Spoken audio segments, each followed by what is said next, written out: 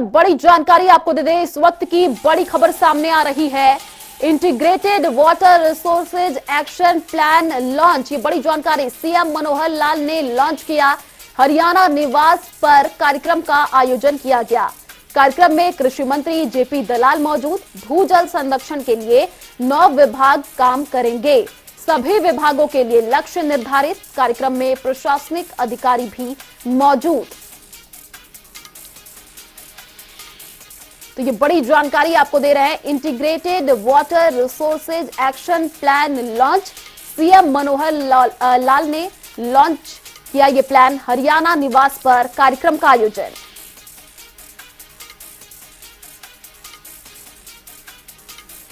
तो सीएम मनोहर लाल क्या कुछ कह रहे हैं, आपको सुनाते हैं।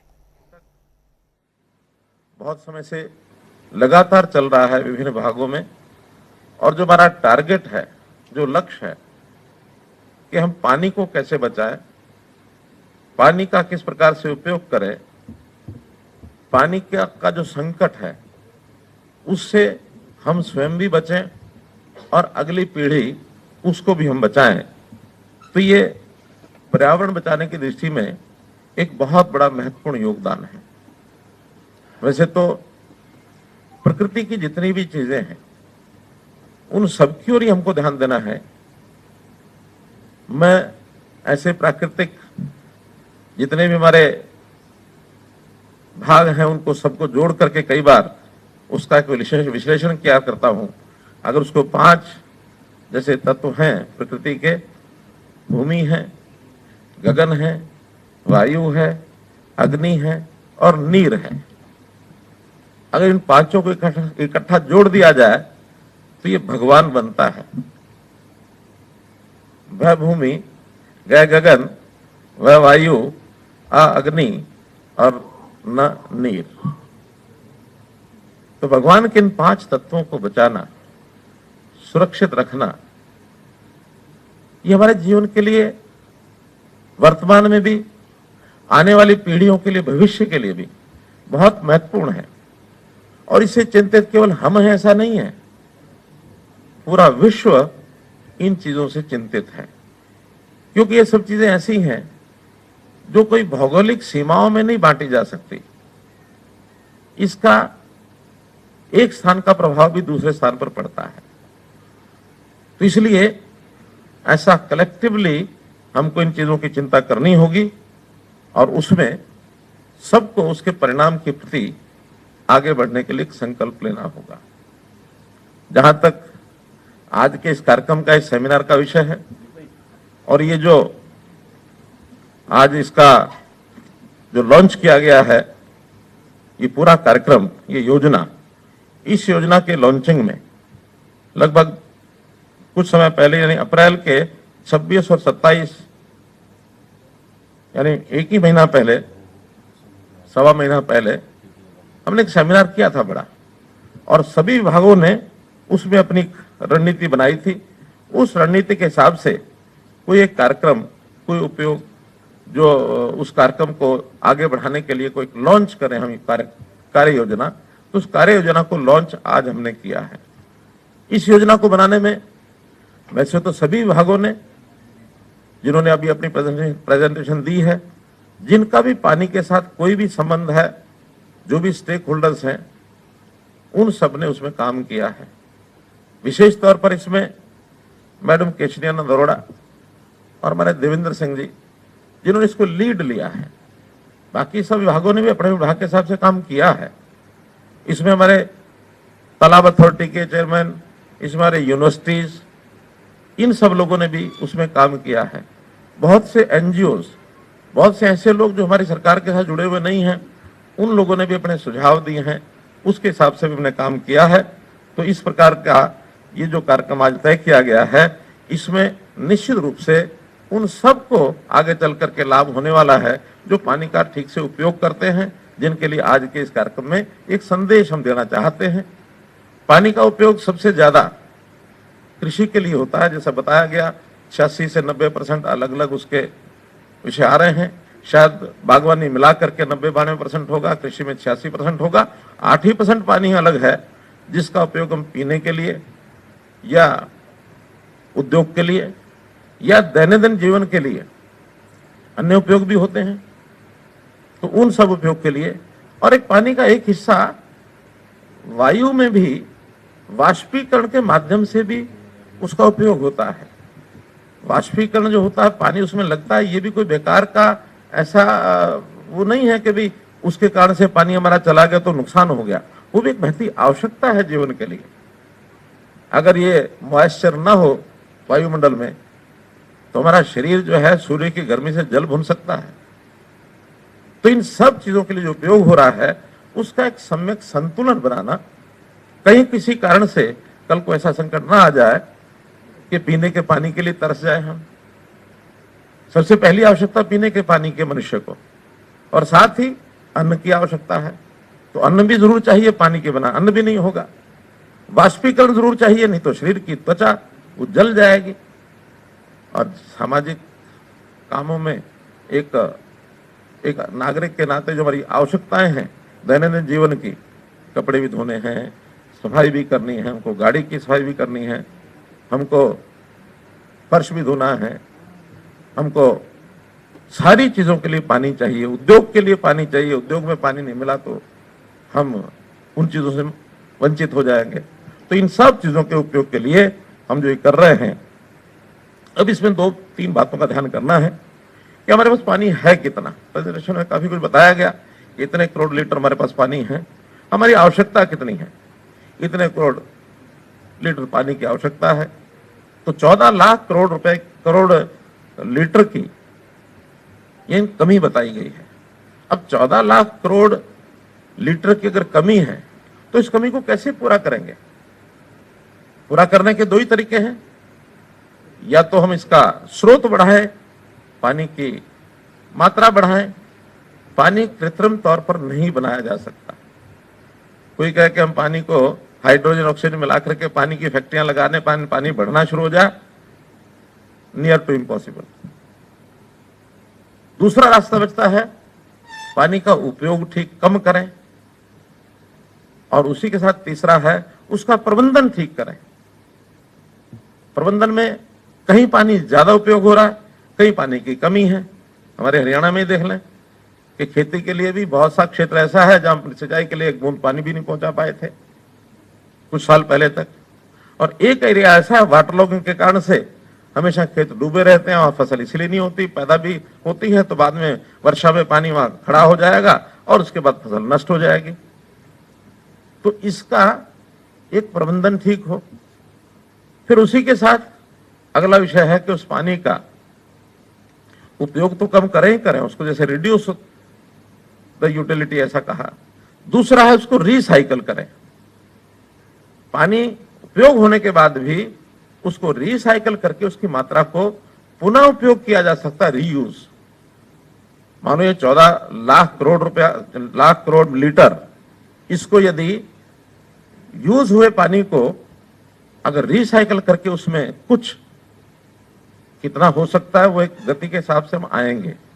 कुछ चीजें तो करनी शुरू की है हमारे सभी डिपार्टमेंट्स ने, लेकिन इसकी गति को भी हमको बढ़ाना पड़ेगा ताकि इस ओर हम बढ़ेंगे तो जो 14 लाख करोड़ लीटर की जो हमारी आवश्यकता है उसको हम पूरा कर सकें।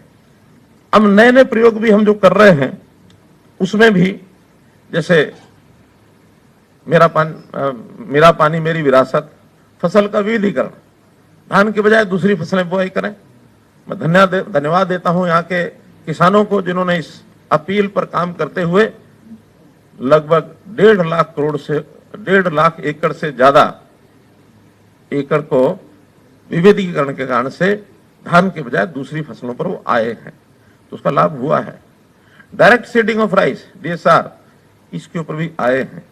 तो ऐसे ही अन्य सब फसलें जिसका पानी का उपयोग जहां कम होता है वो फसलें लेकर के आएंगे तो इसका निश्चित रूप से लाभ होगा।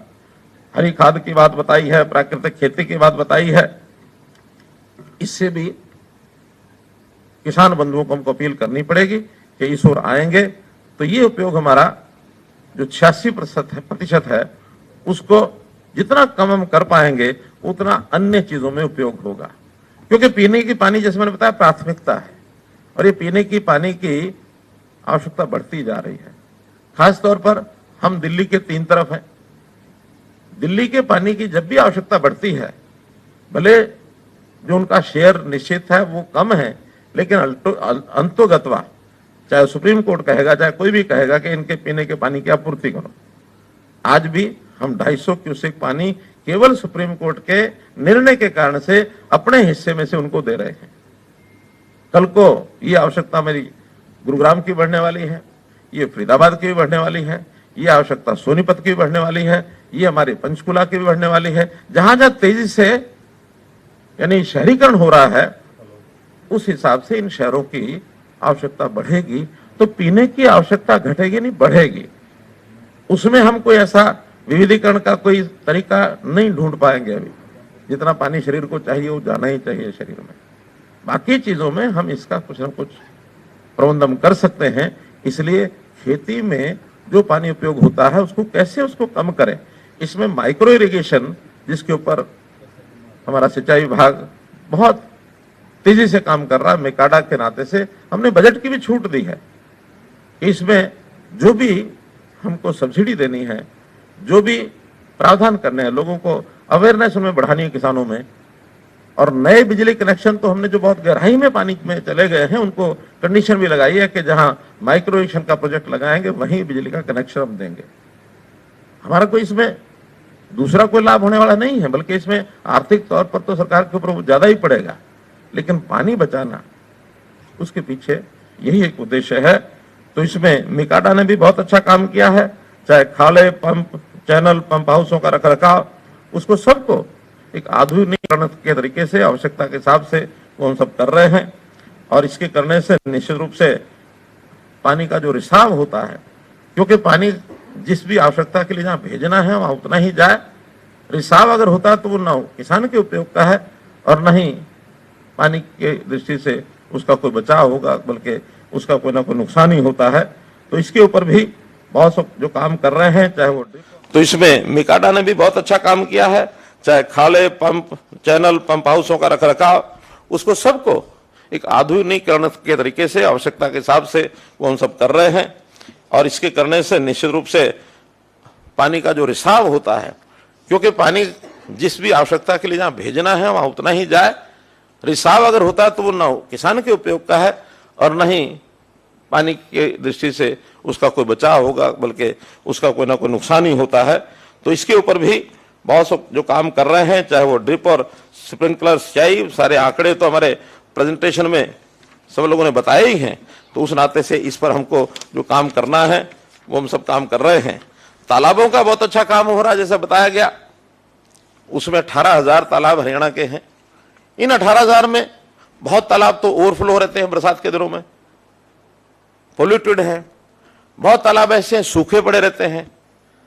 तो ऐसे इनका एक सम्यक संतुलन बैठा रहे, ताकि उस तालाब में भी जितना पानी है उसका रिचार्जिंग के लिए उपयोग आए और ग्रामीण क्षेत्र के लोगों को जैसे परंपरागत तौर पर खेत काम आता था किसानों के, वो पानी काम आए। तब होगा जब वो पानी साफ रहेगा। पॉल्यूटेड होगा तो पशु भी नहीं पिएगा उसको। तो इस प्रकार से उस पर भी काम लगातार चल रहा है और एक महत्वाकांक्षी टारगेट हमारी तालाब अथॉरिटी के द्वारा ये जो लिया जा रहा है उसको भी हम एक गति देकर के उसको पूरा कर रहे हैं। मुझे लगता है सभी विभाग उसके अंदर काम करेंगे। अभी तक पंचायत विभाग ने भी इसमें सहयोग किया है। लगभग 2650 जो तालाब हैं इनकी योजना बन गई है। इसके अलावा बाकी तालाबों की योजना भी और सब बन रही है। पानी के जहां तक स्रोत की बात है, हमारे स्रोत बहुत सीमित हैं, क्योंकि जैसे मैंने बताया पानी की क्वांटिटी हम बढ़ा कैसे सकते हैं, काम उधर भी चल रहा है। उसमें जैसे एसवाईएल अपने आप में एक मुद्दा, बहुत बड़ा मुद्दा है, बहुत दोनों स्टेट्स के बीच में एक टकराव का मुद्दा बना हुआ है। सुप्रीम कोर्ट ने हालांकि एक निर्णय भी हमारी फेवर में दिया है। अगला उसका एसवाईएल के बनने का जो निर्णय सुप्रीम कोर्ट से अपेक्षा हमारी है कि वो जल्दी से उस निर्णय को एग्जीक्यूट करने के लिए कोई निर्णय दे, ताकि उसके एग्जीक्यूशन के बाद एसवाईएल बने। झगड़ा है, चाहते तो हमें कि कल ही उसको सॉल्यूशन हो, लेकिन हमारे अकेले के हाथ में नहीं है। अब इसके अतिरिक्त भी जो सोर्सेज हैं उसको भी हम ठीक से उसका दोहन करने के लिए योजनाएं बना रहे हैं। जैसे यमुना में अभी जो पानी आता है वो हमारे पास केवल 3 महीने 3.5 महीने पर्याप्त मात्रा में रहता है। इसके पानी की मात्रा प्रबंधन करके कैसे बढ़ाई जाए, तो 3 डैम, चाहे रेणुका डैम है, लखवार डैम है अथवा किसाऊ डैम है, उसके 2 के तो एमओयू हो चुके हैं, 1 का भी एमओयू होना शेष है, बहुत जल्दी वो हो जाएगा, ताकि वहां अगर कोई डैम और बांध बनते हैं पानी के रेगुलेशन के कारण से, ये जो 3 महीने पानी हमें यमुना में पर्याप्त मिलता है, ये कैसे हम इसको 5-6 महीने इसकी अवधि को बढ़ा सकते हैं, रेगुलर उसका जो रेगुलेशन जो है उसका हो जाए, तो पानी की बहुत बड़ी मात्रा हमको उस रेगुलेशन के माध्यम से मिलेगी। पानी तो वही है जो यमुना में आता है। अभी 3 महीने में पानी हम जो यूज करते हैं, बाकी वेस्ट जाता है।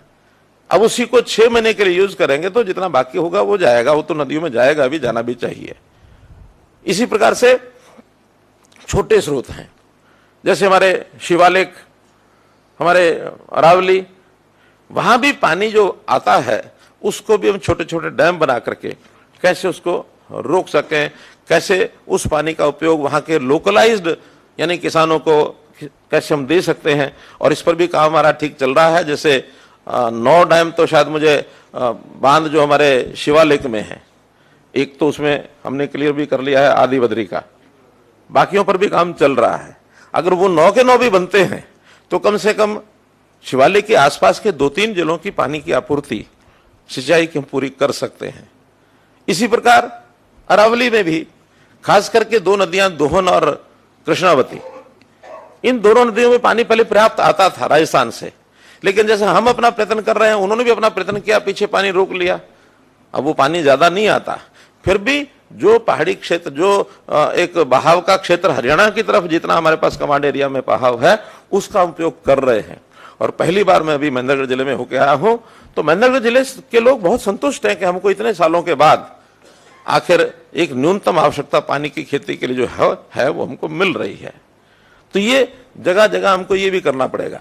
घग्गर हमारे लिए पानी का स्रोत लंबे समय का तो नहीं है, लेकिन फिर भी उसके बांध लगा करके उसको कम से कम उसका ठीक से उसका जो चैनलाइजेशन हो जाए, और O2 को, झील को भी हम डीप कर रहे हैं ताकि पानी का स्टोरेज वहां ज्यादा हो सके। उसका भी पानी की आवश्यकता हमारी सिरसा जिले की खास करके बहुत पर्याप्त मात्रा में, फतेहाबाद और सिरसा 2 जिलों के अंदर उसका हमको उपयोग होता है।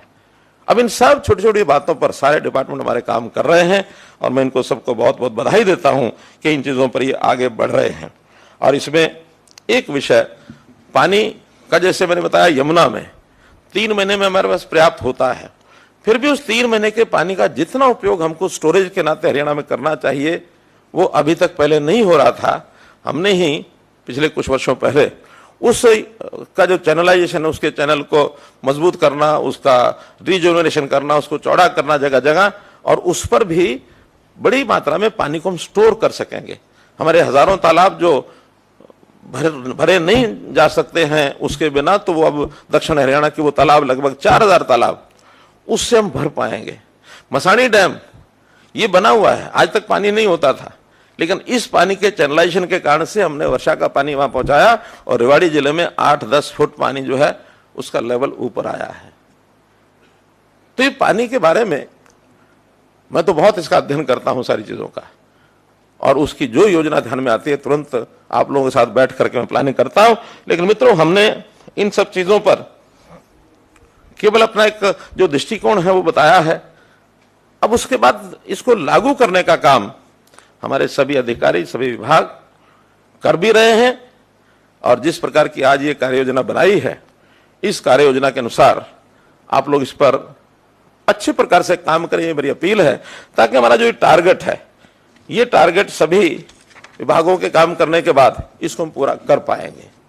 तो इस नाते से पानी की समस्या का हल केवल इसका अच्छा प्रबंधन, अच्छा एक पॉलिसी बनाना और लोगों को अपील करना, उसी में से हम आज और अगली पीढ़ी तक सब चीजों का समाधान ढूंढ पाएंगे।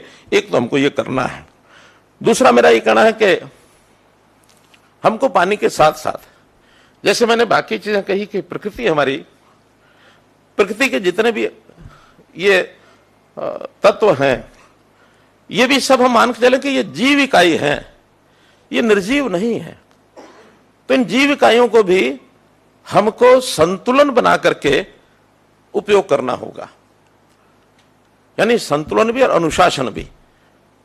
हमें, अगर शब्द प्रयोग करता हूं मैं, तो दोहन तो हम करें, लेकिन शोषण न करें। अगर उनका शोषण करेंगे तो ये हमको दरकिनार कर देंगे। चाहे वो भूमि है, भूमि का जगह जगह कटान करते हैं, खदान करते हैं, जिसके कारण से कहीं कहीं स्थानों पर तो हमारा जब अनुशासन बिगड़ता है तो भूसंखलन भी होता है, पहाड़ों में खास करके। हमारे यहां उस प्रकार का विषय भले नहीं है, लेकिन फिर भी बहुत सी चीजें ऐसी हैं जो हमें उन नियमों का, कानूनों का पालन करके, मैं अपील करता हूं कि भूमि के कटान की तरफ जरूर ध्यान करें, वरना ये चीज बहुत नुकसान दे सकती है। इसी प्रकार पर्यावरण के नाते से वायु का प्रदूषण, अब देखते हैं हम कितना संकट आता है जब प्रदूषण बढ़ता है, सांस लेना दूभर हो जाता है। कोविड जिसका परिणाम है, कोविड के कारण से एक बार तो मानवता के अस्तित्व पर संकट आ गया था। ठीक है, देश ने भी, दुनिया ने भी प्रयत्न किए, हमारे देश के वैज्ञानिकों ने 2-2 वैक्सीन बनाई, जिसमें से हम इसमें से बाहर निकले। उस समय तो किसी को लगता ही नहीं था कि क्या होगा क्या नहीं होगा, एक नई बीमारी पहली बार पल्ले पड़ी, लेकिन उससे बाहर निकले हैं। आगे ऐसा ना हो, तुमको वायु प्रदूषण और इस प्रकार की चीजें, इसके लिए चाहे फिर हमें बागवानी पर ध्यान देना होगा, वृक्षारोपण पर ध्यान देना होगा, पेड़ न कटें इसके लिए ध्यान देना होगा। मैं एक बार फिर कह रहा हूं कि हम दोहन करें, शोषण न करें। ऐसा नहीं कि पेड़ काटने पर पूरा प्रतिबंधी लगा देंगे तो फिर काम नहीं चल सकता है, लेकिन कहां काटना कहां नहीं काटना, और जितना काटना उससे कुछ गुना ज्यादा उस पर और लगाना। जीव इकाई है, आज हम लगाएंगे, जो एक पेड़ काटेंगे 5 साल बाद वो सारे के सारे 5 गुना पेड़ अगर हो जाएंगे तो और उसका लाभ होगा। तो इन अभियानों पर भी हमको ध्यान देना चाहिए। गगन का प्रदूषण हम देखते हैं, 2G, 3G, ये वेव्स का जो ट्रांसमिशन होता है, ये भी एक विकास के नाते, निर्माण के नाते अगर इसकी भूमिका पॉजिटिव रूप से सब लोग लें तो आज के युग में बहुत बड़ा इसका योगदान है। लेकिन अगर ये वेवलेंथ ऊपर नीचे करके और उसका विध्वंसात्मक उपयोग कर दिया, चाहे वो एटॉमिक बातें हैं, चाहे वो और तरह तरह के, आज ऐसे ऐसे सिस्टम देख लिए हमने कि उस सिस्टम के कारण से कई बार तो डर लगता है कि क्या होगा। हमारा ये जो हमारा ये जो साइबर सिस्टम है, इस साइबर सिस्टम भी दुनिया की प्रगति में अभी बहुत आगे बढ़ रहा है, लेकिन कल क्या होगा ये भी क्वेश्चन मार्क लगे हुए हैं। अभी 3 दिन पहले हम लोग बैठे थे, हमारे एक अधिकारी ने मोबाइल को एक कमांड दे दी, ऐसा ऐसा करो, और वो कमांड जब आई होकर के पूरी आई, तो पूरी होने के बाद जब उसको मैंने देखा तो मैंने मजाक में कह दिया, जितने IAS ऑफिसर बैठे थे, मैंने कहा अब आपकी कोई जरूरत नहीं, जाओ। क्या था बोला राजेश जी, आर्टिफिशियल इंटेलिजेंस का एक चैट GPT, उसको मैंने कहा कि प्रधानमंत्री को मेरी तरफ से पत्र लिखो जिसमें हरियाणा के लिए कुछ ना कुछ अनुदान मांग के लाओ। तो उसने 10 कारण बताते हुए, और जो फिट होते हैं हमारे दिमाग में या इसके दिमाग में भी नहीं आते हैं, वो सब उन्होंने लिख करके और बाद में सामने रख दिया कि आप हस्ताक्षर करो, हम भेज रहे हैं। तो अगर ये होने लग गया तो इन IAS की क्या जरूरत रहेगी। खैर, इन लाइट वेन मेरा कहना है कि कहां कहां हम जा रहे हैं उसका उपयोग है, हम रचनात्मक ढंग से करेंगे तो ये हमारे लिए एक वरदान सिद्ध होगा। और अगर कहीं ये विध्वंसात्मक तरीके से किसी ने उपयोग करना शुरू किया तो यही हमारे विनाश का कारण भी बनेगा। तो ये प्राकृतिक चीजें, चाहे भूमि है, चाहे वो गगन है, चाहे वो वायु है, चाहे वो अग्नि है। अब अग्नि, अब आजकल ग्लोबल वार्मिंग, पहले कुछ सुनते थे तो हमें बहुत ज्यादा भरोसा नहीं होता था, लेकिन अब जब देखते हैं कि पूरे मौसम का सिस्टम ही बदल गया है। ये जिस समय में अब वर्षा आ रही है, कभी हमने तो नहीं देखी थी कि मई और जून में ऐसी वर्षा आएगी, और जून इतना ठंडा होके जाएगा। जून में कड़कती धूप, बाहर निकला नहीं जाता था, चमड़ी बिल्कुल झुलस जाती थी। बदल रहा है। तो ऐसा सब तरफ ये जो चीजें हैं, इनका जो बदलाव हो रहा है, इस बदलाव की ओर हम सब लोग चिंतित हैं।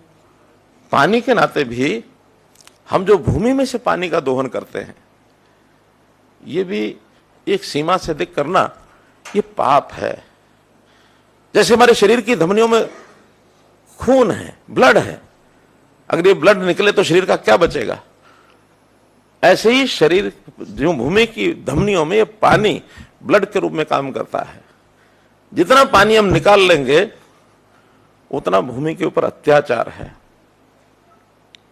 ये भूमि के साथ जितने खिलवाड़ हो रहे हैं, इसका कई बार तो दिल दहल जाता है। पिछले दिनों में एक हमने सीन देखा कि बेटियां मारी जाती थी। बेटी चिल्ला चला करके हम सब लोग कहती थी कि गर्भ में मुझे मत मारो। हमने एक अभियान चलाया, सफलता मिली। आज संयोग से 9 जून है, आज सेल्फी विद डॉटर, इस काम को भी आज के दिन शुरू किया गया था। मैं आज सवेरे देख रहा था। तो बेटियां बची हैं, लेकिन मित्रों, खास करके हमारे किसान भाइयों, बेटी चिल्लाई, बची। तो बड़ी खबर आपको बता दें, कृषि के लिए पानी का ज्यादा इस्तेमाल सीएम ने ये कहा है। पानी बचाने के लिए देना होगा ध्यान। 14 लाख करोड़ लीटर पानी की कमी सीएम ने ये कहा है। हमारे स्रोत बहुत कम है। SYL बहुत बड़ा मुद्दा बना हुआ है। सुप्रीम कोर्ट का एक निर्णय हमारे पक्ष में है। यमुना के पानी को स्टोर कर रहे हैं, ये सीएम ने कहा है।